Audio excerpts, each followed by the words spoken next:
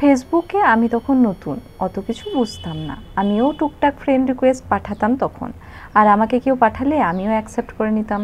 সেভাবে কাউকে কখনো মেসেজ করতাম না। একদিন একটি ছেলের ফ্রেন্ড রিকোয়েস্ট অ্যাকসেপ্ট করার সঙ্গে সঙ্গে আমাকে মেসেজ করলো, কেমন আছো? ভাবলাম আমাকে চেনে, রিপ্লাই দিয়ে বললাম ভালো আছি, তা তোমাকে ঠিক চিনতে পারলাম না তো। উত্তরে বলল, না চিনলে কি কথা বলতে নেই? আমি বললাম তা কেন, কথা তো বলাই যায়। ভালো বন্ধুও তো হতে পারি আমরা। দেখবেন অদেখা জগতের লোকের সঙ্গে কথা বলার একটা আগ্রহ থাকেই। ফেসবুক করা শিখেছি সবে সবে। বললাম অবশ্যই, বন্ধু হতে আর অসুবিধা কি? বলল তোমার নাম্বারটা দেওয়া যাবে কি, কল করে কথা বলা যাবে তাহলে। সাদা মনে কাদা নেই, আমার নাম্বারটা দিলাম। আগেই বলেছি ফেসবুক সম্পর্কে আমারও তো আইডিয়া হয়নি তখন। দেখলাম পরের দিন সকালেই কল করে বেশ উৎফুল্ল হয়ে বলল, হ্যালো আমি অর্চিসমান বলছি, কল করেছি বলে অসুবিধা হচ্ছে না তো? আমি বললাম না না, অসুবিধার কি আছে আর। তারপর থেকে ছেলেটি আমাকে কল করতে শুরু করলো। প্রতিদিন সকালে শুরুতে মর্নিং, দুপুরে নুন, বিকালে আফটারনুন, সন্ধ্যা ইভিনিং, রাতে নাইট এসব মেসেজ আসতো। তার আগে একটা গুড বসিয়ে দিত, আর সারাদিনে 4 থেকে 5 বার কল করতো। একদিন বলল, তোমার জন্য একটা সুন্দর গিফট আছে, একদিন দেখা করে তোমাকে গিফটটা দিতে চাই। আমি বললাম আরে ওসবে দরকার নেই, তাছাড়া এই গিফট মিফট আমার ভালো লাগে না, বন্ধু ভালোবেসে দিলে নিতে হয়। আগে আমি এরকম কোনো বন্ধু পাইনি, তাই অভিজ্ঞতাও নেই।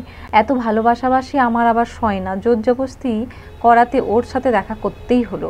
শেষমেশ একটা শার্ট গিফট করলো আমাকে। শার্টটা দিয়ে বলল, খুশি তো? কি আর বলবো, উপহার যেমনই হোক তাতে খুশি হতে হয়, তাই বললাম হ্যাঁ খুশি। এই উপহারটা নেওয়াই আমার সব থেকে বড় ভুল। তারপর থেকে সারাদিনে 5 বার করে কল করে খোঁজ খবর নিতে শুরু করলো।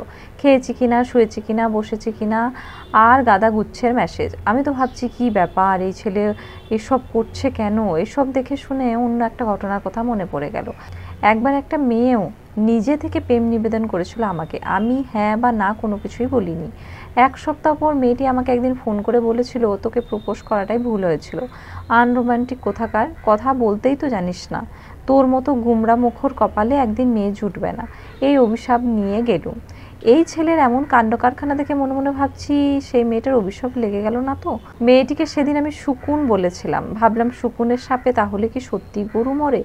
ভেবেই বিরক্ত লাগলো। পরের দিন যখন ছেলেটি কল করলো কৌতূহলী হয়ে, আমি জিজ্ঞেস করলাম, তোমার কোনো গার্লফ্রেন্ড নেই? বলল না। ওকে পরামর্শ দিয়ে বললাম, প্রেম করো, সময় কেটে যাবে। হেসে বলল, তোমার মতো বন্ধু থাকলে প্রেম করারই বা কী দরকার? মনে মনে ভাবছি, এই মরেছে, প্রেমিকার বিকল্প আমি। বললাম, আমি আর প্রেমিকা এক হলাম? ওসব প্রেমিকা টেমিকা লাগবে না, তুমি তো আছো। প্রেম করা মানে শুধু সময় নষ্ট করা। গতি ভালো ঠেকলো না, ব্যাটা বলে কি। আমি ইগনোর করতে শুরু করলাম। 5 বার কল করলে 2 বার রিসিভ করতাম। একদিন বলল, তুমি কি আমাকে ইগনোর করছো? বললাম না না, আসলে একটু ব্যস্ত থাকি তো তাই। শোনো, একটা পার্সোনাল কথা আছে তোমার সাথে। পার্সোনাল শুনে আমি আকাশ থেকে পড়লাম। পার্সোনাল? আসলে আসলে বলতেও লজ্জা করছে। আসলে তুমি এতটাই নিজের হয়ে গেছো, তা তোমাকে বলতে অসুবিধে নেই। আমাকে 40,000 টাকা দিতে পারবে? শুনে তো চক্ষু ছানা বড়া। লোকে তবু ধার চায়, এ তো দেখছি ডোনেশন। সত্যিই তো গার্লফ্রেন্ডকে নিয়ে যেটা হবে না সেটা আমাকে দিয়ে হবে। ঠিকই তো বলেছিল বেটা। বুঝতে পারলাম আমার প্রতি এত ভালোবাসা কেন। বললাম, আমার কাছে তো অত টাকা হবেই না। কত হবে, 20? না না, অত হবে না। 10 তো হবে। বললাম, তাও হবে না। এই একটা সত্যি কথা বলো তো, তুমি গভর্নমেন্ট জব আদৌ করো তো? সামান্য 10,000 টাকাও তোমার কাছে নেই? দুঃখের সঙ্গে বললাম, নেই। বলে ফোনটা রেখে দিই। রাখার আগে বলি, পরে কথা হবে।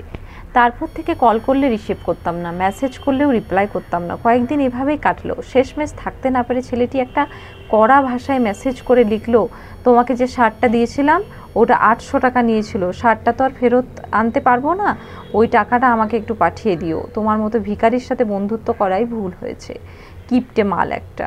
আমি মেসেজে লিখলাম, ঠিক আছে, চিন্তা করো না, আমি 800 টাকা দিয়ে দেবো। তবে বস, একেবারে পারবো না, 16টা ইনস্টলমেন্টে দেবো, প্রতি মাসে ওই 50 টাকা করে দেবো। সেটা আমার বাড়ি থেকে এসে নিয়ে যেও। যেদিন আসবে ওই দিন কিন্তু আমার বাড়িতে আতিথেয়তা নিতে হবে, অতিথি আপ্যায়নের কোনো ত্রুটি হবে না। ও হ্যাঁ, বলতেই ভুলে গেছি, আমি এখন মুম্বাইয়ে থাকি, অ্যাড্রেসটা পরে মেসেজ করে দিচ্ছি। মেসেজ পেয়ে সঙ্গে সঙ্গে কল করলো ছেলেটি। রিসিভ করতেই বলল, ভাবলি কি করে তোর থেকে 50 টাকা নেওয়ার জন্য আমি প্রতি মাসে মুম্বাই যাব? জন্মের ভিখারি একটা, ভাববো ভিখারিকে দান করেছে শার্টটা। মুচকি হেসে বললাম, ইস, তোমাকে আর ওটাও ভাবতে হবে না। তোমার অনেক আগেই আমি তোমার মঙ্গলের কথা ভেবে ওই শার্ট কবেই ভিখারিকে দান করে দিয়েছি, যাতে তোমার একটু পুণ্য হয়। আমার এমন কথা শুনে রেগে গিয়ে বলে বসলো, শালা কুত্তা, ফোনটা রাখ, বলেই কলটা কেটে দিয়ে ব্লক করে দিল। বোঝো কাণ্ড, ধন্যবাদও জানাতে পারলাম না, কেমন একটা আফসোস হয় বলুন তো। লেখাটি সরজিৎ ঘোষের। গল্পটি কেমন লাগলো অবশ্যই কমেন্ট করে জানাবেন।